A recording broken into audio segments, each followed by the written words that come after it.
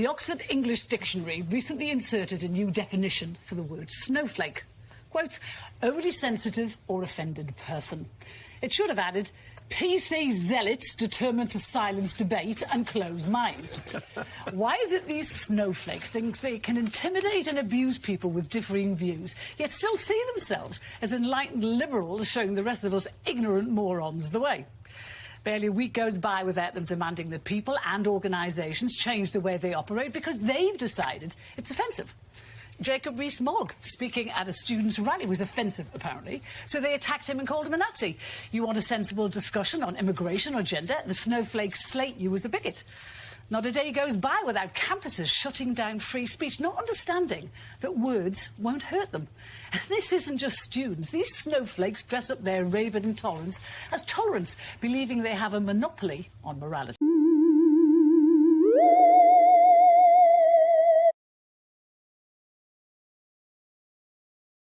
Amy, it says you are trained in technology. That's very good.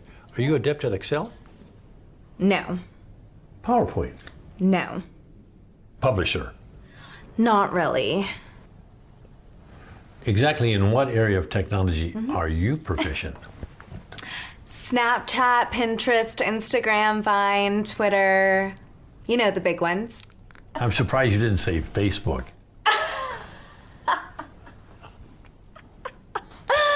That's for old people, like my parents. Wow. Amy, I don't think we're going to be a good fit. Why are you so negative? I can sense your hostilities, and right now I am not feeling very safe. I've been here for over 5 minutes, and the only nice thing you have said to me was nice resume, which I typed all night for this meeting with you. You've given me no guidance, no validation, no encouragement, no supervision. Is there an HR director somewhere? HR director? Yes, I need to speak to someone. I may have to take off today as a mental health day. Take the day off. Amy, look at me. You don't work here. Are you firing me? Okay, yes.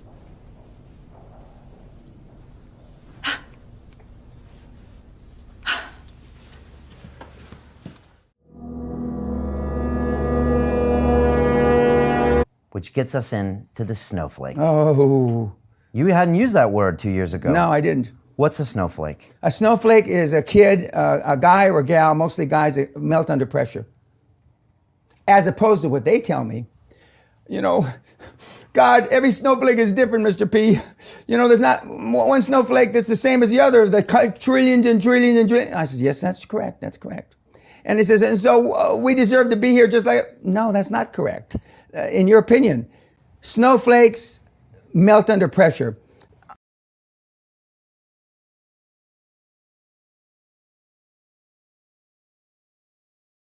Let's start with you, Colonel Bob, because, of course, you've been there. You've been at the heart of the British Armed Forces. You know exactly what it takes to succeed.